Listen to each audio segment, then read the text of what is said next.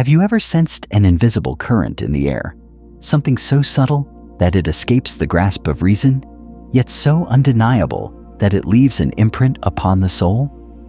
There are women who walk among us cloaked, not in the splendor of appearances or the drama of artifice, but in a more ancient garment, a hidden power whose roots go deeper than any conscious longing.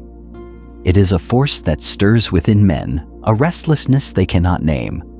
A woman may cross his path and, without intention, awaken a memory older than his life, something inherited perhaps from the collective dreams of all who came before him. And though he may try to dismiss it, to rationalize the pull she exerts over his spirit, he will soon realize that no logic can untangle this enchantment. Carl Jung glimpsed this phenomenon when he spoke of the anima, the secret feminine figure living in every man's psyche. She is not shaped by his mother's voice or an old lover's perfume. She is fashioned instead by myths whispered across generations, by the soft chorus of dreams and shadows. When a woman unknowingly mirrors this figure, she becomes more than herself. She becomes a symbol, a vessel carrying something sacred into the mundane hours of his days. A man may look upon her face and see not merely the details of her expression, but the echo of some hidden part of himself. And so he follows, not because she calls him, but because she stirs the part of him that has been sleeping. It is never the woman herself that he grows addicted to, but the feeling she weaves around his heart, the familiar strangeness of her, the way she seems near and unattainable all at once, the softness edged with a distance he cannot bridge. In her presence, he feels both a boy in search of comfort and a pilgrim on the threshold of mystery. No instruction manual can teach this resonance, for it is born in the marrow of her authenticity. A woman who does not shrink from her contradictions, who allows herself to be delicate, fierce, sorrowful, radiant, becomes like a moving tide, a thing no hand can hold, no net can capture.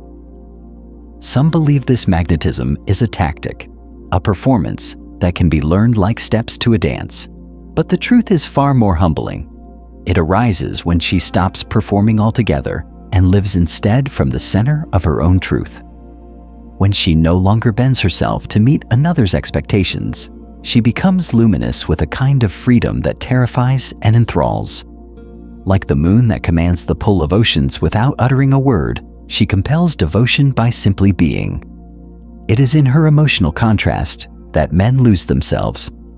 The same woman whose laughter rings like a chime on a warm afternoon will grow quiet in the twilight, her thoughts turning inward, her gaze receding to places he cannot follow.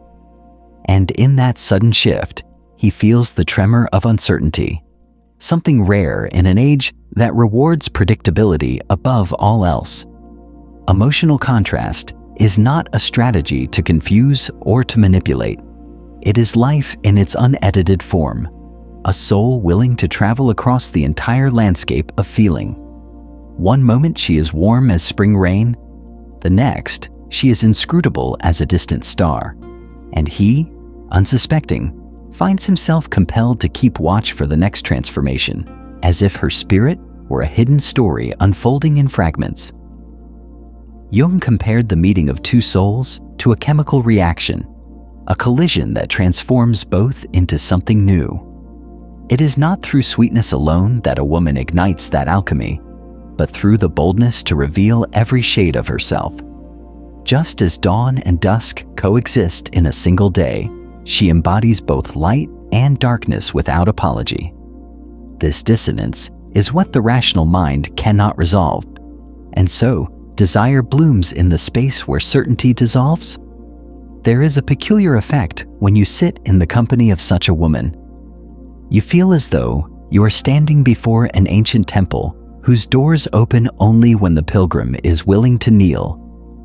The more she permits her own humanity, the laughter that softens her, the melancholy that makes her eyes reflective, the more the man before her feels the first stirrings of a longing too vast to name. A longing not for conquest, but for union with something that will never fully be his.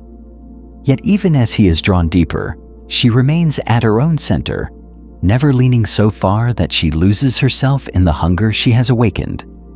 This, too, is a secret many overlook: the beauty of self-possession.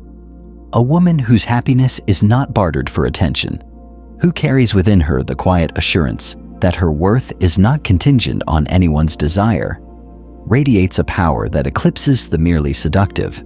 She moves through her hours with a certain dignity, unhurried, unpressured, never sacrificing her own rhythm to chase after anyone. When she rises in the morning, she tends to her own rituals, her work, her passions, her solitude, not because she is indifferent to love, but because she knows she was whole long before love came knocking. She does not need a man to complete her circle, and this is precisely why men find themselves circling her orbit. The more she fills her own life with meaning, the less she demands proof of her significance, and in that freedom, she becomes the rarest of all things, a woman who is never in pursuit, yet always pursued. Observe carefully, and you will notice how often men are drawn to those who move through life with a quiet self-amusement. She does not perform her joy for an audience. She simply dwells in it. She hums while she chops vegetables for her dinner. She grins at her own private recollections. She loses herself in books that no one else may ever read. When a man meets a woman who does this, who seems to generate her own light, he feels a desire to step closer, as if proximity might allow him to taste the sweetness of her inner world. This is no accident. Psychology has long observed that people gravitate toward those whose energy is relaxed yet alive. In her company, he feels a permission to be unguarded, to set down the heavy armor of performance. She does not need him to prove himself, nor does she offer her own heart as collateral to win his affection. Instead, she receives his presence as a gift, never as a necessity. And in that acceptance, he feels the stirring of something almost forgotten, a wish not merely to possess her, but to be worthy of her trust. Yet her allure does not end with the calm assurance of self-reliance. Beneath her serenity lies an equally vital mystery, the sacred unknown she never fully reveals. Some call it coyness, but it is not a game. It is the instinctive protection of what is precious. She knows that intimacy unfolds at its own pace, that a soul cannot be stripped bare at the first invitation. She withholds not to punish or tantalize, but because she understands the hunger of the human heart, grows fiercest in the presence of what cannot be fully claimed. When a man tries to plumb the depths of her history, to gather every fragment of her past in his hands, she does not resist with coldness. Instead, she simply allows certain doors to remain closed, not because she lacks the courage to open them, but because she recognizes that the most enduring love is born not from knowing everything, but from honoring what remains unsaid. He is left to wonder what dreams flicker behind her composed expression, what memories she revisits in the hours before dawn, what private ache still lives in the tender places she does not show. And so his thoughts return to her long after they part, circling back to the mystery he cannot solve. What he does not realize is that this uncertainty is the fertile ground where longing takes root. When every question has been answered, when every story has been neatly cataloged, there is no more territory left to explore. And when exploration ends, so too does desire. There is no need to invent this mystique. It arises naturally when you honor your own boundaries. You do not race to fill every silence with anecdotes. You do not scatter your confessions before someone who has not yet earned the right to hold them gently. You simply allow space, and in that space, a man discovers the pleasure of his own imagination. He projects onto you the qualities he has secretly yearned to find, not realizing that what he perceives is a mirror of his own hidden longing. It is a paradox that baffles those who seek formulas for love. The less you need to be understood, the more a man feels compelled to understand you. The less you strive to be chosen, the more he feels chosen by some unnameable force whenever he is near you. You become, in the softest of ways, inevitable. There is something almost holy in the way she moves through her own solitude. She has learned that her life does not require the constant chorus of another's validation to feel complete. When dawn breaks, she greets it with the quiet satisfaction of one who has befriended her own company. And in this simple truth, there is a lesson few ever grasp. When your soul is already nourished, love becomes an adornment, never a remedy. She does not hurry to explain herself, nor does she offer her heart as a plea for belonging. If a man arrives in her life, he is welcomed as a companion, not a savior. If he leaves, she does not collapse into fragments, for her center has never been external. A woman who holds herself this way, unguarded yet unclaimed, becomes like an undiscovered land, a place no map can chart. And men, whether they admit it or not, are drawn to this uncharted territory, compelled by the possibility that somewhere inside her is a secret only they might be permitted to find. Imagine the quiet thrill of encountering someone who is not afraid of her own depth. She does not shy away from the darker rooms within her heart. She has walked those corridors alone, sat in the dust with her disappointments, and emerged with a kind of unshakable serenity. When you look into her eyes, you see no trace of desperation, no reflex to grasp or to cling. You see instead a woman who has made peace with her own imperfection, and in that peace, you glimpse the freedom you have always suspected might exist, but never dared to claim. There is no instruction more seductive than the example of a life well lived. A woman who tends to her own wonderment, who finds delight in small rituals, who cultivates curiosity like a garden, radiates an energy that does not demand attention, but attracts it effortlessly. She does not post every moment of her joy for the world's consumption. Her most luminous hours are often unseen by anyone but herself, and it is this quiet, private fulfillment that makes her so rare. To be near her is to sense that you are not the center of her universe, and strangely, this is the very thing that makes you want to stay. You find yourself drawn not only to her beauty or her tenderness, but to the way she makes you feel in her presence, that you too could be enough on your own. That perhaps love is not a transaction of need, but an exchange between two sovereign souls. Even in her presence, she remains a mystery. When she listens with her whole being. She is not drifting in search of the next clever response. Her attention does not scatter. You feel the weight of her regard, the way she receives your words without judgment or hurry. It is in these moments, when you feel most seen and least evaluated, that something within you unclenches. You find yourself speaking truths you did not know you carried, confessing long-held secrets you never intended to share.